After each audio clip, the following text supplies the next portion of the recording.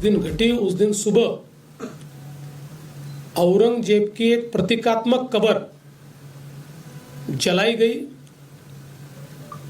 और उसको जलाने के बाद कुछ लोगों ने उसके बारे में कंप्लेंट भी की।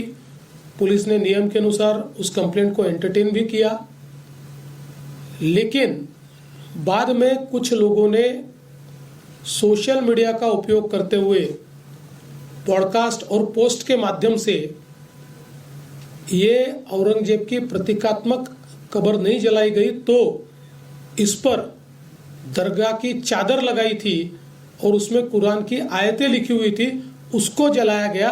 इस प्रकार का एक झूठा प्रचार किया और लोगों की भावनाओं को भड़काने का काम किया।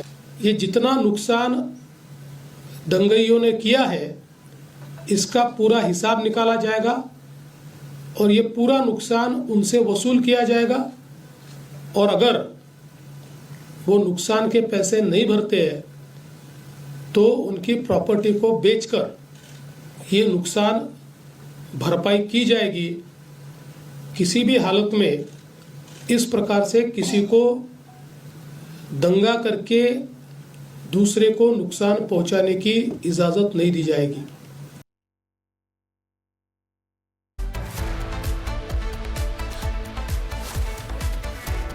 तो बिल्कुल आपने सुना, सीएम देवेंद्र फडणवीस को उन्होंने साफ तौर पर चेतावनी यहां दंगाइयों को दे दी है। आखिरी दंगाई तक की कार्रवाई जारी रहेगी जब तक उसे पकड़ा नहीं जाता है। और ये तस्वीरें हम आपको 17 मार्च की दिखा रहे हैं, जिस वक्त ये दंगा यहां पर हुआ था और कैसे यहां पत्थरबाजी जमकर की गई थी। तो महाराष्ट्र के सीएम को आपने सुना, देवेंद्र फडणवीस ने दंगाइयों को साफ चेतावनी दी है। आज नागपुर में पुलिस अधिकारियों से मुलाकात के बाद फडणवीस ने कहा कि हिंसा में शामिल आखिरी दंगाई तक को पकड़ेंगे, जरूरत पड़ेगी तो बुलडोजर भी चलेगा। देखिए रिपोर्ट में।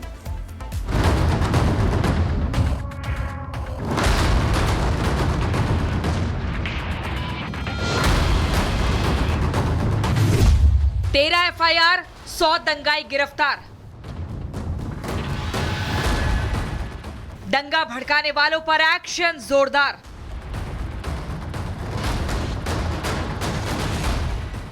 नागपुर हिंसा मामले की जांच तेज कर दी गई है। पुलिस, साइबर सेल और एनआईए की टीमें हर एंगल से जांच में जुटी है। जहां एक और हिंसा के तार बांग्लादेश से जुड़े हैं, वहीं साइबर सेल और पुलिस की टीम हिंसा भड़काने वालों की पहचान कर ताबड़तोड़ गिरफ्तारी कर रही है। नागपुर हिंसा की साजिश रचने के आरोप में 2 और आरोपी गिरफ्तार किए गए हैं। पुलिस ने माइनॉरिटी डेमोक्रेटिक पार्टी के अध्यक्ष हामिद इंजीनियर और यूट्यूबर मोहम्मद शहजाद खान को गिरफ्तार किया है। वहीं हिंसा का मास्टरमाइंड और माइनॉरिटी डेमोक्रेटिक पार्टी का नागपुर अध्यक्ष फहीम खान पहले से ही न्यायिक हिरासत में है। फहीम समेत 21 आरोपी 24 मार्च तक न्यायिक हिरासत में भेजे गए हैं, जबकि 19 आरोपी 24 मार्च तक पुलिस कस्टडी में हैं।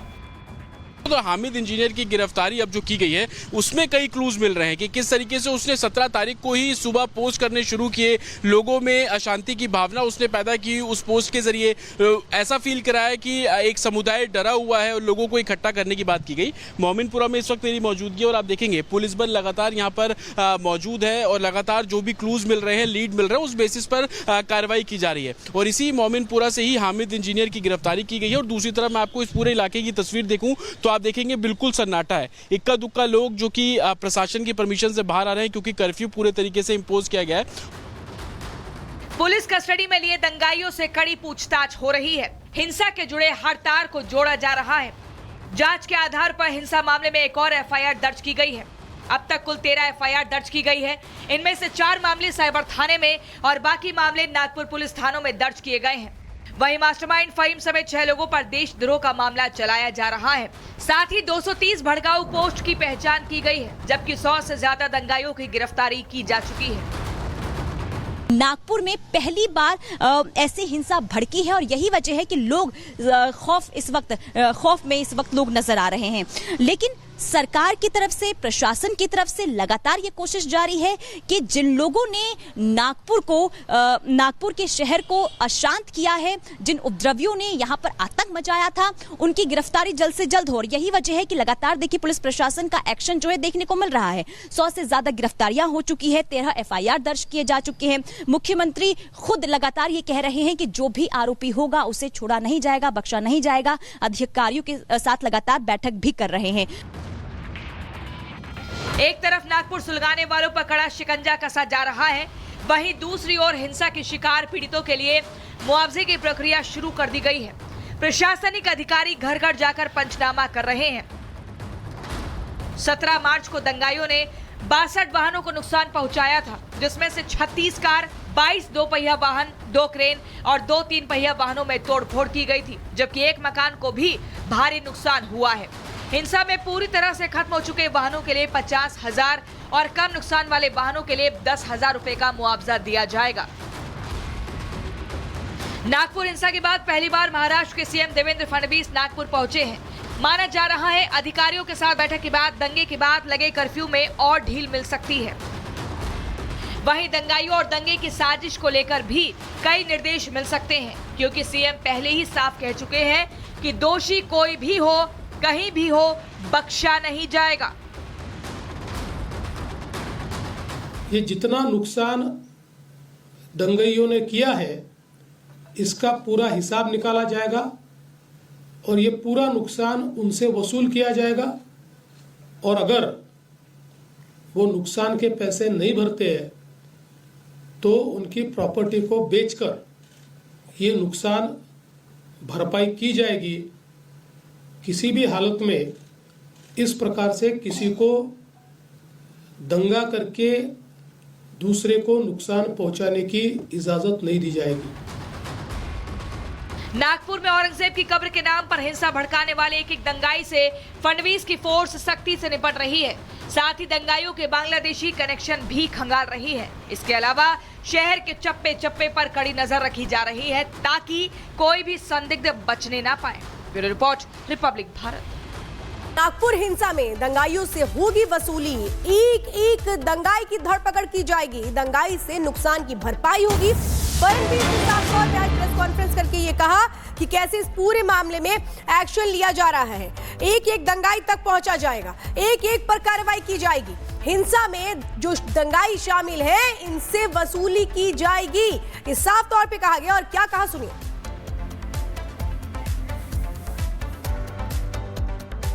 दिन घटी उस दिन सुबह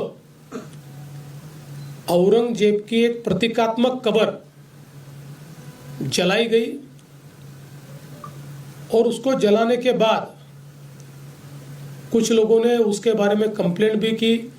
पुलिस ने नियम के अनुसार उस कंप्लेंट को एंटरटेन भी किया, लेकिन बाद में कुछ लोगों ने सोशल मीडिया का उपयोग करते हुए पॉडकास्ट और पोस्ट के माध्यम से ये औरंगजेब की प्रतीकात्मक कब्र नहीं जलाई गई तो इस पर दरगाह की चादर लगाई थी और उसमें कुरान की आयतें लिखी हुई थी, उसको जलाया गया। इस प्रकार का एक झूठा प्रचार किया और लोगों की भावनाओं को भड़काने का काम किया। ये जितना नुकसान दंगाइयों ने किया है, इसका पूरा हिसाब निकाला जाएगा और ये पूरा नुकसान उनसे वसूल किया जाएगा। और अगर वो नुकसान के पैसे नहीं भरते हैं तो उनकी प्रॉपर्टी को बेचकर ये नुकसान भरपाई की जाएगी। किसी भी हालत में इस प्रकार से किसी को दंगा करके दूसरे को नुकसान पहुंचाने की इजाजत नहीं दी जाएगी।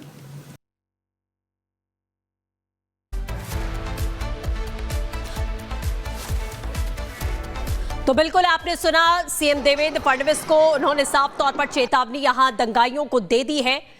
आखिरी दंगाई तक की कार्रवाई जारी रहेगी जब तक उसे पकड़ा नहीं जाता है। और ये तस्वीरें हम आपको 17 मार्च की दिखा रहे हैं, जिस वक्त ये दंगा यहां पर हुआ था और कैसे यहां पत्थरबाजी जमकर की गई थी। तो महाराष्ट्र के सीएम को आपने सुना, देवेंद्र फडणवीस ने दंगाइयों को साफ चेतावनी दी है। आज नागपुर में पुलिस अधिकारियों से मुलाकात के बाद फडणवीस ने कहा कि हिंसा में शामिल आखिरी दंगाई तक को पकड़ेंगे, जरूरत पड़ेगी तो बुलडोजर भी चलेगा। देखिए रिपोर्ट में।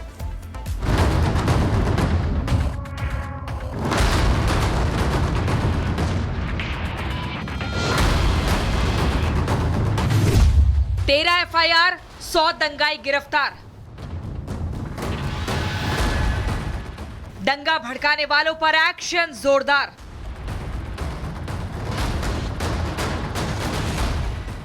नागपुर हिंसा मामले की जांच तेज कर दी गई है। पुलिस, साइबर सेल और एनआईए की टीमें हर एंगल से जांच में जुटी है। जहां एक और हिंसा के तार बांग्लादेश से जुड़े हैं, वहीं साइबर सेल और पुलिस की टीम हिंसा भड़काने वालों की पहचान कर ताबड़तोड़ गिरफ्तारी कर रही है। नागपुर हिंसा की साजिश रचने के आरोप में 2 और आरोपी गिरफ्तार किए गए हैं। पुलिस ने माइनॉरिटी डेमोक्रेटिक पार्टी के अध्यक्ष हामिद इंजीनियर और यूट्यूबर मोहम्मद शहजाद खान को गिरफ्तार किया है। वहीं हिंसा का मास्टरमाइंड और माइनॉरिटी डेमोक्रेटिक पार्टी का नागपुर अध्यक्ष फहीम खान पहले से ही न्यायिक हिरासत में है। फहीम समेत 21 आरोपी 24 मार्च तक न्यायिक हिरासत में भेजे गए हैं, जबकि 19 आरोपी 24 मार्च तक पुलिस कस्टडी में है। तो हामिद इंजीनियर की गिरफ्तारी अब जो की गई है उसमें कई क्लूज मिल रहे हैं कि किस तरीके से उसने 17 तारीख को ही सुबह पोस्ट करने शुरू किए, लोगों में अशांति की भावना उसने पैदा की। उस पोस्ट के जरिए ऐसा फील कराया कि एक समुदाय डरा हुआ है और लोगों को इकट्ठा करने की बात की गई। मोमिनपुरा में इस वक्त मेरी मौजूदगी और आप देखेंगे पुलिस बल लगातार यहाँ पर मौजूद है और लगातार जो भी क्लूज मिल रहे हैं, लीड मिल रहे हैं, उस बेसिस पर कार्रवाई की जा रही है। और इसी मोमिनपुरा से ही हामिद इंजीनियर की गिरफ्तारी की गई है। और दूसरी तरफ मैं आपको इस पूरे इलाके की तस्वीर देखूं तो आप देखेंगे बिल्कुल सन्नाटा है। इक्का दुक्का लोग जो कि प्रशासन की परमिशन से बाहर आ रहे हैं, क्योंकि कर्फ्यू पूरे तरीके से इंपोज किया गया है। पुलिस कस्टडी में लिए दंगाइयों से कड़ी पूछताछ हो रही है। हिंसा के जुड़े हर तार को जोड़ा जा रहा है। जांच के आधार पर हिंसा मामले में एक और एफआईआर दर्ज की गई है। अब तक कुल 13 एफआईआर दर्ज की गई है। इनमें से 4 मामले साइबर थाने में और बाकी मामले नागपुर पुलिस थानों में दर्ज किए गए हैं। वहीं मास्टरमाइंड फहीम समेत 6 लोगों पर देशद्रोह का मामला चलाया जा रहा है। साथ ही 230 भड़काऊ पोस्ट की पहचान की गई है, जबकि 100 से ज्यादा दंगाइयों की गिरफ्तारी की जा चुकी है। नागपुर में पहली बार ऐसी हिंसा भड़की है और यही वजह है कि लोग खौफ में इस वक्त लोग नजर आ रहे हैं। लेकिन सरकार की तरफ से, प्रशासन की तरफ से लगातार ये कोशिश जारी है कि जिन लोगों ने नागपुर के शहर को अशांत किया है, जिन उपद्रवियों ने यहाँ पर आतंक मचाया था, उनकी गिरफ्तारी जल्द से जल्द हो। यही वजह है कि लगातार देखिए पुलिस प्रशासन का एक्शन जो है देखने को मिल रहा है। 100 से ज्यादा गिरफ्तारियां हो चुकी है, 13 एफआईआर दर्ज किए जा चुके हैं। मुख्यमंत्री खुद लगातार ये कह रहे हैं कि जो भी आरोपी होगा उसे छोड़ा नहीं जाएगा, बख्शा नहीं जाएगा। अधिकारियों के साथ लगातार बैठक भी कर रहे हैं। एक तरफ नागपुर सुलगाने वालों पर कड़ा शिकंजा कसा जा रहा है, वहीं दूसरी ओर हिंसा के शिकार पीड़ितों के लिए मुआवजे की प्रक्रिया शुरू कर दी गई है। प्रशासनिक अधिकारी घर घर जाकर पंचनामा कर रहे हैं। 17 मार्च को दंगाइयों ने 62 वाहनों को नुकसान पहुंचाया था, जिसमें से 36 कार, 22 दो पहिया वाहन, 2 क्रेन और 2 3 पहिया वाहनों में तोड़फोड़ की गई थी, जबकि एक मकान को भी भारी नुकसान हुआ है। हिंसा में पूरी तरह से खत्म हो चुके वाहनों के लिए 50,000 और कम नुकसान वाले वाहनों के लिए 10,000 रुपए का मुआवजा दिया जाएगा। नागपुर हिंसा के बाद पहली बार महाराष्ट्र के सीएम देवेंद्र फडणवीस नागपुर पहुंचे हैं। माना जा रहा है अधिकारियों के साथ बैठक के बाद दंगे के बाद लगे कर्फ्यू में और ढील मिल सकती है। वहीं दंगाइयों और दंगे की साजिश को लेकर भी कई निर्देश मिल सकते हैं, क्योंकि सीएम पहले ही साफ कह चुके हैं कि दोषी कोई भी हो, कहीं भी हो, बख्शा नहीं जाएगा। ये जितना नुकसान दंगाइयों ने किया है, इसका पूरा हिसाब निकाला जाएगा और ये पूरा नुकसान उनसे वसूल किया जाएगा। और अगर वो नुकसान के पैसे नहीं भरते हैं तो उनकी प्रॉपर्टी को बेचकर ये नुकसान भरपाई की जाएगी। किसी भी हालत में इस प्रकार से किसी को दंगा करके दूसरे को नुकसान पहुंचाने की इजाजत नहीं दी जाएगी। नागपुर में औरंगजेब की कब्र के नाम पर हिंसा भड़काने वाले एक दंगाई से फडणवीस की फोर्स सख्ती से निपट रही है। साथ ही दंगाइयों के बांग्लादेशी कनेक्शन भी खंगाल रही है। इसके अलावा शहर के चप्पे चप्पे पर कड़ी नजर रखी जा रही है ताकि कोई भी संदिग्ध बचने ना पाए। Bureau report, Republic Bharat.